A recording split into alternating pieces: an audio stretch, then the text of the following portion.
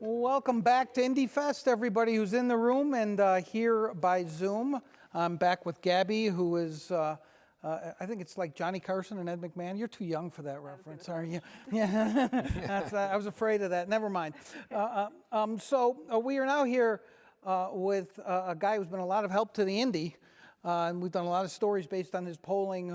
Steven Kull is the director of program for the Public Consultation at the University of Maryland. Done a lot of polling in swing states about a variety of different issues, deep dives into them. I'm going to start and then I'm going to let Gabby jump in. But if you can distill how Nevada might be, the electorate here might be different than from some of the other swing states, what would you say? Well, I'd have to emphasize that the differences are just so much less than the commonalities.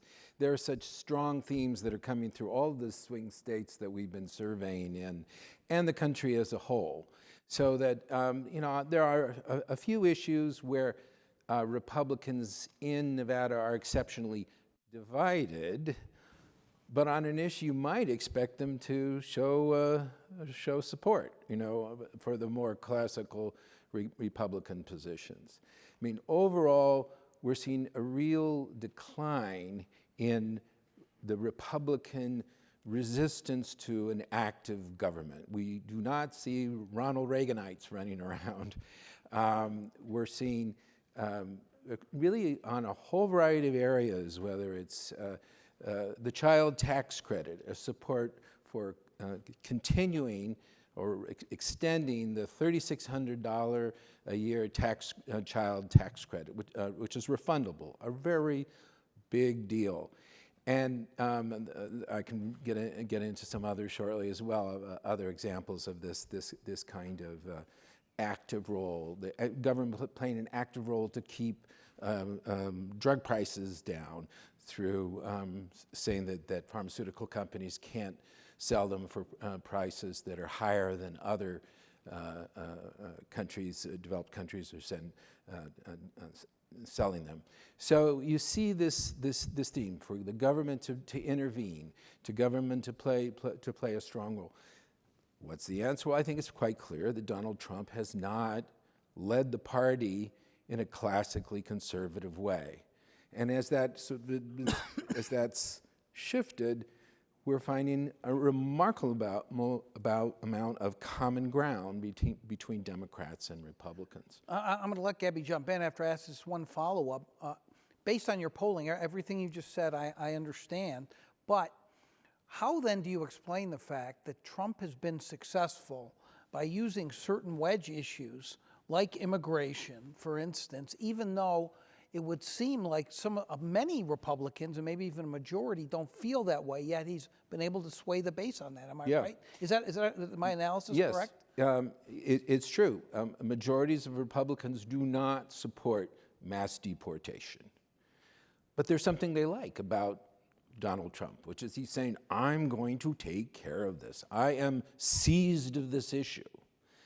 Now, when you get down to, okay, now, Republicans, Democrats, what do you actually want to do? Here are a set of proposals. What do you think about them? And what you find is there is some support for strengthening the border. There is support for requiring employers to verify the legal status of applicants, which would reduce the attraction of people coming across the border. But at the same time, there's support for government action to have more worker visas to meet the demand that's there. So basically, and there is not support for mass deportation. There's support, in fact, for a path to citizenship. Right. Even among Republicans. Right. Not overwhelming majorities or anything like that, but they prefer that over mass deportation. So when it gets down to the content, when people are really thinking there's this common ground emerges, so what's the attraction? Donald Trump says, I am going to address the problem, and some people find that compelling. One of the things I think that was striking to me in seeing all this public opinion data, like you're mentioning, wide support among both parties for things like universal pre-K, for comprehensive immigration reform like we're talking about. Mm-hmm. I have the misfortune of being in Congress most days when I'm back in DC. And it can be depressing to see that the relationship between public opinion and policymaking, it just feels like there's a fundamental disconnect there? If these things are, as we're seeing in the polling, bipartisan supported, why is it, increasingly difficult that Congress in particular is responsive to any of these thoughts? Well, that's an analysis for maybe for you more than for me, because clearly there are a lot of special interests that are involved that are influencing Congress, and that is very much a perception on the part of the public. The public perceives that Congress is not doing the will of the people. We asked, how much of the time do you think Congress does what the majority of people would do? And they said about 30% of the time, less than half the time. So it's this, you do still have Republicans that are kind of committed, who've been elected over the years, who are still committed to more of a small government stance. And though Donald Trump is not, you still have that throughout Congress. So that, it's not a new Congress. So I assume that is still the pattern that's in place, and that there are special interests who support some of those postures, who want to see smaller government with lower revenues and lower taxes as a result. One of the polls that you and I talked about before that was really interesting was about Social Security. Mm-hmm. I was surprised to see, because people talk about it as such a third rail, right, Mm-hmm. of politics, that people were willing to accept, in order to make the program more solvent, cuts to their benefits or increased taxes. Right. When you see stuff like that, like you mentioned, people willing to, it can be their own benefits affected. What does that tell you about sort of the general willingness of the American public to engage with changes to the status quo like that? Yeah, well, it appears that they are ready. Now, if you just ask them separately in a separate poll question, do you want to raise the retirement age? No, or rather not. Do you want to raise the payroll tax? No, I'd rather not. Do you want to fix the Social Security shortfall? Yeah, sure. And people go, well, the public's just a big baby. They don't understand money in, money out. But if you say, okay, here's the problem, which is what we did, the problem of the Social Security shortfall, we can let that run out, and the trust fund run out, and things will go down, the benefits will go down. Or you can try to solve the problem, and here are some options. And in that context, people, big bipartisan majorities, raise the revenue, raise taxes, particularly on over 400,000, also the payroll tax, but they also favor cutting benefits for the top 20%, and by raising the retirement age to 68. And big bipartisan majorities address that problem. But if you just look at, could somebody go, oh, he's trying to raise the retirement age, right? By itself, in isolation, people might go, oh, I don't like that, I don't like that. You have to put it in the total context. We have to approach this thing like adults. And when you put it in that frame, they do deal with it, and they do address the problem, and they do want to see Social Security saved. They don't want to see the benefits go down by 21%, which is what would happen if the trust fund runs out. To the sort of topic about the way you frame these, oftentimes when we see the surveys, you guys will give tariffs, for example. You'll give an argument in support of tariffs, and you'll say, oh, it prevents a race to the bottom and protects American jobs. And people will say, yeah, I agree. And then, like you're mentioning, you'll give an argument against, and you'll say it'll increase the cost of goods. People say, oh, yeah, I agree, so we shouldn't have them. Eventually, they go through the entire simulation, they'll come to a conclusion. But in terms of people being able to form educated opinions is part of the problem then, that when people are sort of agreeing with whatever's in front of them, does that speak then maybe to part of the disconnect between Absolutely. opinion and policy?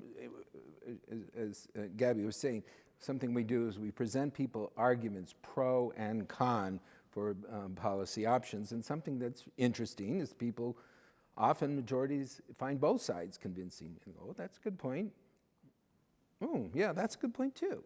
Now they can resolve the issue, but you can see that if you're a politician and you get up and you say, well, let's do X, whatever it is you're saying, you often get people nodding, and then somebody else is saying the opposite, and people will be nodding, and everybody, both sides think, oh, they're agreeing with me.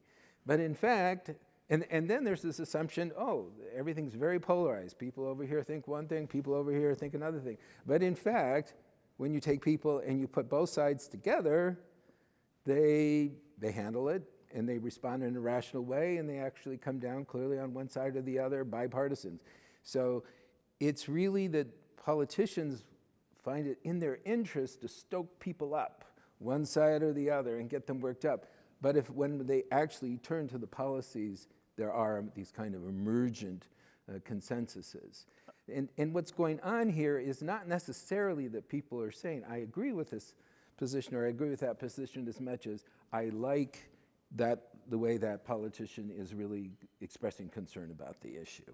You know, people should know, in case you don't, that we have done in-depth stories on these polls. They're on the Indy site. You can see the thoughtful questions that the professor asked. But I have to ask you, I mean, I'm thinking about, you just used the word rational. It must drive you insane that you are asking people rational questions and you're presenting both sides of an argument, and they are coming, it seems, in most cases, to thoughtful, rational conclusions. And you alluded to this, and both parties, politicians of both parties, do it. They cause people to behave irrationally and sometimes against their own interests during campaigns. Mm-hmm. Does that drive you nuts and make you want to resign? No, actually makes me feel like, okay, we've got to keep moving this forward. We got to create more structures to engage the public, to listen to the public, to let the kind of underlying basic wisdom of the people come to bear on the policy process, so that it isn't just driven by the shrill, polarized political posturing. And you know, if you map the American public, if you map Congress on a left-right spectrum, you have a kind of cluster on the left, cluster on the right, overall U-shaped curve. If you take the American public, it's a normal curve. Most people are kind of in the middle there going, yeah, well, what's the right balance? And how can we have some of both? And that kind of, they're more in that position. And they find frustrating the political discourse, the kind of thing that we're seeing right now. And it doesn't mean, yeah, they get worked up one side or the other, because they do have to make a choice. But they do find the process frustrating. And it's one of the reasons that politicians are one of the most negatively regarded professions. You mentioned that one of the bigger conclusions you've drawn from this series of surveys is that people are interested in a more activist government. People want the government to sort of engage on their behalf, intervene on their behalf. Were there any issues that surprised you that you thought, okay, I thought people might be more reserved here, that they still do want the government to be involved, and then vice versa, any issues where people are not interested in government intervention? Well, I was surprised at how much, particularly on the Republican side, we have support. I mentioned already the child tax credit, but this idea of for the first year of life, for newborns, an extra $6,000. Here in Nevada, even 53% of Republicans support that, 63% overall. The idea that the government would enable child care subsidies so that no parent would need to pay more than 7% of their income. That's a radical idea, and yet it gets bipartisan support. 2/3 in Nevada. Family medical leave that would be supported by a new element of the payroll tax. That gets, for 12 weeks, paid.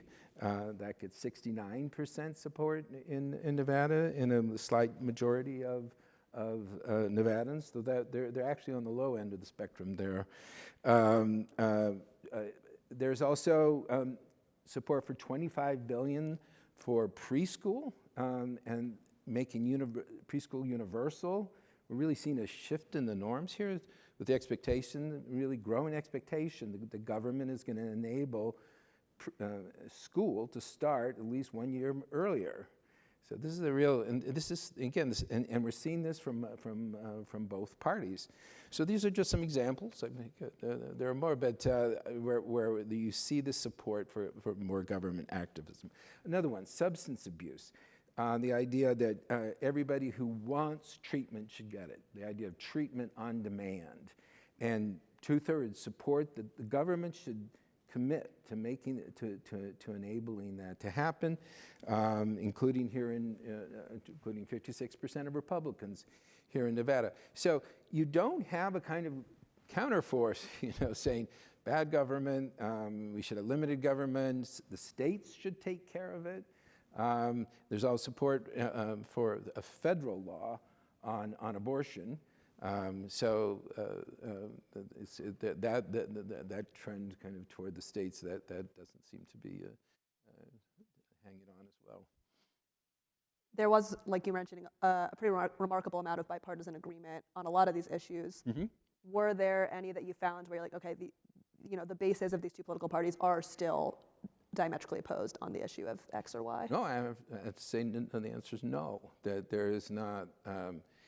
There's less of an inclination on the Republican side for activism, government activism, but I would say that there's a strengthening of Republican support for an active role, and they're not getting a lot of. Their politicians are not emphasizing that point as much. I think part of that change was because during the pandemic, the federal government upped its spending tremendously, and that had a big impact on people, and people were aware of it. Poverty rate went down, particularly child poverty, and I think people kind of liked it, there were the ACA subsidies were raised during the pandemic, and their support, and then they were removed, and there's bipartisan support for bringing those back. Stronger support among Democrats, but you still have majority support among Republicans. What is, I don't know if this is exactly the right term, what's the end game for what you're doing at the University of Maryland? In other words, you're taking the pulse of the public, and certainly, yeah, we're having some issues with some of the mics. That's great. Don't worry, they heard most of what you said. Yeah. The important better? words. You hear me now? Yeah, that works. So when I ask about what the end game is, what I mean is you're going and taking the pulse of the public on a bunch of these issues. We know what happens during campaigns when things can get twisted, and instead of behaving rationally as they do when they're answering your questions, we presume, they behave irrationally. What's the end game? What do you hope to accomplish? Do you do anything affirmatively after, for lack of a better way of putting it, consulting with the public to get the public to start acting rationally after this insanity? Oh, I don't know. I'm not. I don't think that's working either. This isn't working either? You might have to yell. Okay. Our goal is to give the public a greater voice in government. We did a major study trying to find out why people are so unhappy with government. Trust in government has gone down deeply over the decades, and there's a widespread perception that government is dominated by special interests. It does not serve the common good. The people have very little influence, and there's tremendous frustration. It goes to both parties. So what they're looking for is a way for them to have more of a voice. Their perception is that this was a social contract that goes back to the founders, and they feel that contract has been violated. So our goal is to give the public a greater voice, and it's very important for media outlets like yours to give that voice, and I really appreciate how much you have been doing that and giving these various surveys coverage. So they want, it's not that they want their political leaders to just follow surveys in a kind of robotic way. They think, though, the public should be at the table, that it should have some influence. And if they can't make up their mind, if they're stuck, that the public should have some influence as playing some kind of arbiter role. So that is our goal, is to do that. And we're also reaching out we work sometimes with specific in districts where we go in and do a survey in a district and invite a member of Congress to come, and we present the findings of the survey. We bring some of the people who participated in the survey to the event, and then there's a conversation between the member and some of the people who took the survey about, and we say what the results were, and then we have a discussion. So we're trying to build that link, trying to build that relationship, and Americans really say that they want that. Well, we really actually very much appreciate the relationship that we've built with you, and we've done these in-depth stories. It's part of what we do. I know it's what Gabby likes to do as a reporter, and it does help amplify what you're doing, and I'm glad we're doing that, and I'm glad you're here today. I'm just curious, the other swing states, have you gotten media outlets interested in amplifying your research? I hope the answer is yes. Yes, the answer is yes. Pittsburgh Post-Gazette has done them, all of them. Penn Live has done all of them. And then others throughout the country and throughout the swing states have done some of them, all of them, but you're one of the best. Say that again? You're one of the best. That's what I thought. Okay, I didn't hear. Listen, we really appreciate your coming out to discuss the results and to be here at IndyFest with us. Thanks for coming, and please thank him Thanks for for coming having me. too.